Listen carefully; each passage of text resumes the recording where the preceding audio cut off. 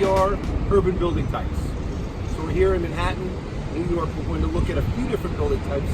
We couldn't possibly cover in any kind of video series all the kind of building types in New York City. But if we take them and put them into categories, it helps understand a little bit about what they are, how they went together, and why they went together, how they did. So let's just look at a couple of examples. So we're here on the Upper East Side. We're going to look first at this building across the street. Very, very typical type of New York City construction building. We call that a 5-story building, as in 5 stories above grade. You can look and see that there's a fire escape on the front. Now, a lot of these buildings predate elevators, they predate fire sprinkler piping, they predate requirements, accessibility, etc. that we have today. So when we have a fire escape, these buildings all go back to a time when we were in a design mode to include 2 means of egress. Meaning, you've got an apartment door in and out of your apartment, and you've got a fire escape as an emergency, as a second means of egress. There also could be buildings where we have 2 apartment doors, but for the most part, the fire escape was a good, neat way to package 2 means of egress in and out of each apartment in case of a very big threat, which is fire.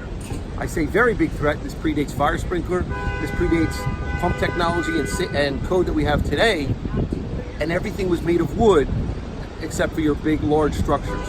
So these things could really be like tinder boxes. So when we see this building across the street, that's what that fire escape represents. We look up at the top, we see the cornice. That was just a decorative element, French-influenced design element, which was done to make the buildings look a little nicer. Cornice really doesn't have much of a impact on the usability of the building. It's just an architectural element. This building as well, you see we have masonry lintels. That's the thing to keep the building from crushing the windows, that supports the load over the windows, as well as masonry or concrete sills. Very common in New York City, 5-story with retail on the first floor. It's a way to have a mixed-use building. We'll probably have an entry for the residential, as well as we'll have individual retail entries.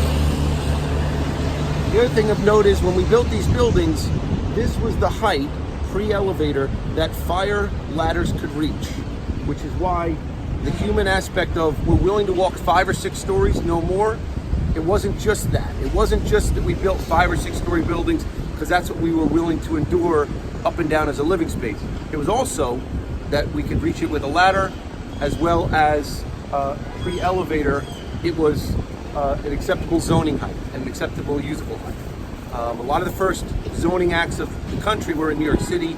One of the biggest was in 1910, the Equitable Building went straight up. And after that, we looked at, hey, maybe we should do some setbacks, allow some air and some light in a little bit. Now, if we look across the street here, we see a similar but different type of building. Again, it's a brick building, masonry lintels, masonry sills. And when I say brick building, I'm probably meaning that if I went inside there, your wood joists would go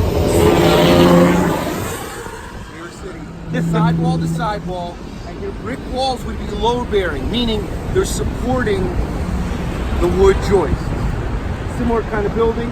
Another telltale, of course, older buildings like this, they have not upgraded to central air conditioning. I see window air conditioning units. Not very efficient, not very comfortable as far as controlling flow and costs, but very common for older buildings like this in New York City. Then obviously right next door we have a much larger building. The building has balconies. It has 2.5 times the height of the building next to it.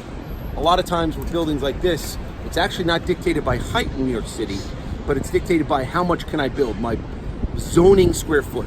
And there's a very common calculation where you have your floor area ratio. So basically what you do is you take your floor area, and as a function of your site area, there's a certain amount of a multiple that you could build. The point is, you could build a certain amount, no more, without getting a variance. So we have a big building right across there. We also have another building that's being constructed or renovated.